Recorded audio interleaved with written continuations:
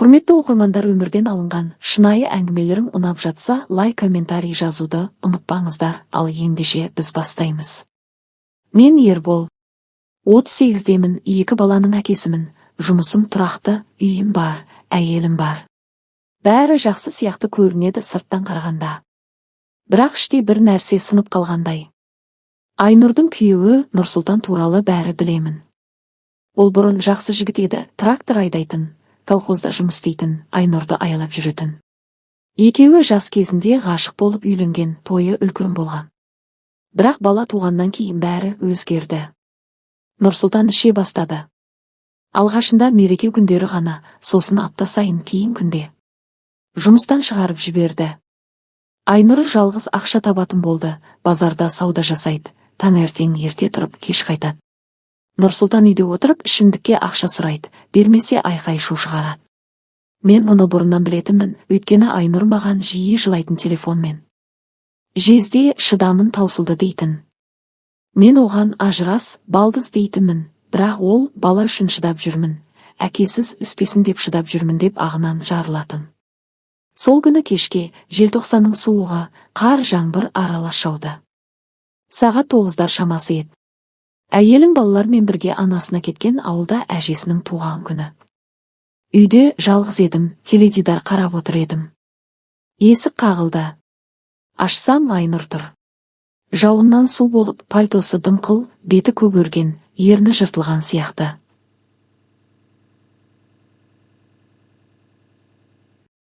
Көздері қып-қызыл жылағаннан.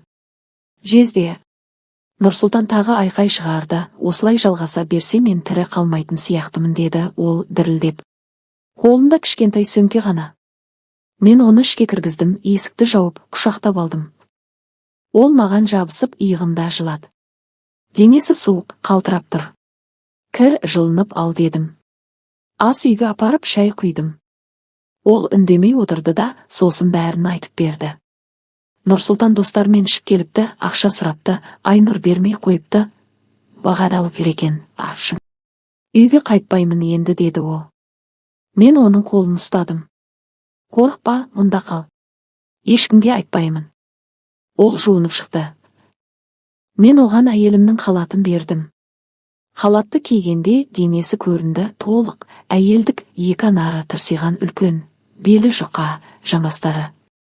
Мен көзімді алмай қарап отырып, жүрегім соғып кетті.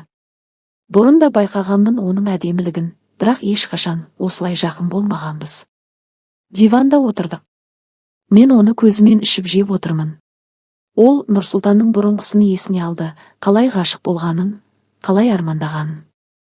Енді бәрі бітті деді ол көз жасымен. Мен оның иығынан құшақтадым. Сен жассың ғой, Айнұр, өмірің алда. Ол маған қарады. Көздері ылғал, ерні дірілдеп. Жезде, әттең сендей еркек болғанда ғой, мені ыстық құшағына алып еркелетуші еді деді. Сосын оны сүйдім. Алғашқы сүйіс ұзақ, терең. Ол қарсылық көрсетпеді. Керісінше қолым мойныма асылды. Дәмі тұзды, жаспен аралас. Біз тұрып жатын бөлмеге кірдік. Жарықты сөндірдік, тек терезеден көше шамы түсіп тұрды. Мен халатын шештім. Денесі аппақ қардай жұмсақ екен. Қолыммен бүкіл денесін ұстап көзімді жұмып ерекше сезімге беріліп, ақырында шыдай алмай серігім оянып, оның оттай жанған үңгіріне айғырымды барынша салып істі бастап кеттім. Айгүл көзін жұмып, аспанда қалқып жүргендей сезімде болды. Жезде. Маған ұзақ уақыт ешкім осындай қуаныш сыйламаған еді дегені құлағыма майдай жағып барады. Айнұр алғашқы рет шарықтап шықты, денесі қалтырап, іші қысып мені ұстады, дауысы шықты. Мен шыдай алмай ішіне бітірдім. Ыстық, мол. Біз құшақтасып жаттық, жүрегіміз соғып, терге малынғанбыз.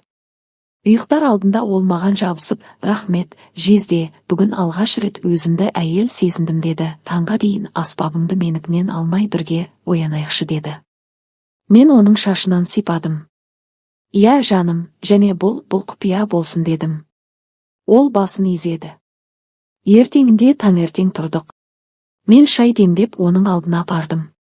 Ол бетіндегі көгеруді жасыруға тырысты. Үйге қайтпаймын деді, ол жақта менің күнім күн емес.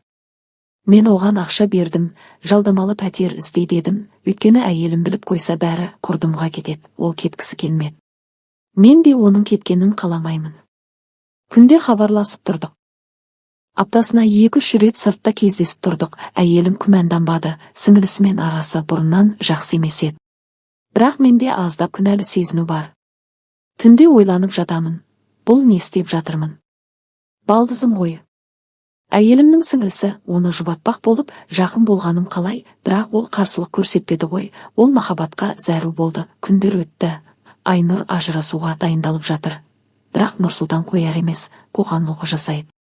Мен оны қорғаймын деп уәде берген едім.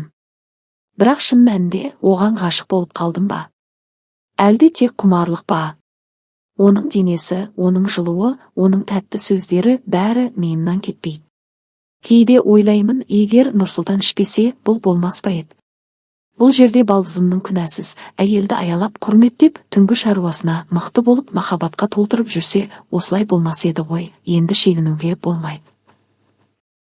Айнұр маған пана іздеп келген, мен оған махаббат бердім. Бірақ бұл махаббат па, әлде күнә ме, уақыт көрсетер. Әзірге жасырын кездесіп жүрміз, кім біледі, қашанға дейін бұл созылар екен.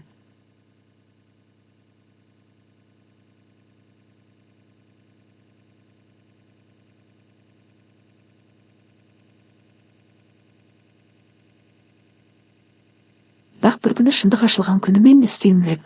Бір түнде өзіне баурап алды, көзімді жұмсам текст түндерді көре беремін. Әйеліммен онда сезімдер болмаған еді. Менің басымнан өткен жағдай кімде болған, ақыл кеңестеріңізді айта отырыңыздар.